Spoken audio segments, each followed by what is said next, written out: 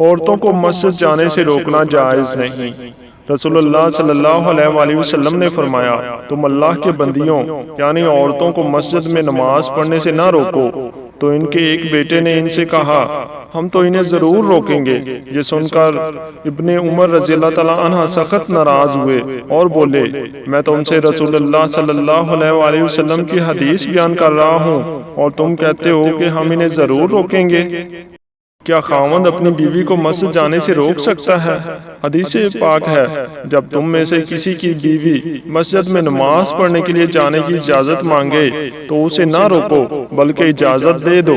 شیطان اس بندے کے ساتھ کھاتا رہا حتیٰ کہ جب اس نے اللہ کا نام لیا تو حضرت امیہ بن مخشید رضی اللہ تعالیٰ عنہ بیان کرتے ہیں، ایک آدمی کھانا کھا رہا تھا، اس نے بسم اللہ نہیں پڑھی تھی حتیٰ کہ ایک لقمہ باقی رہ گیا، اور وہ لقمہ جب اس نے اسے منہ کی طرف اٹھایا تو اس نے کہا بسم اللہ اول و آخر۔ تو یہ سن کر نبی پاک صلی اللہ علیہ وسلم مسکرا دیے اور پھر فرمایا، شیطان اس کے ساتھ کھاتا رہا حتیٰ کہ جب اس نے اللہ کا نام لیا تو اس نے اپنے پیٹ کا سب کچھ کہہ کر دیا۔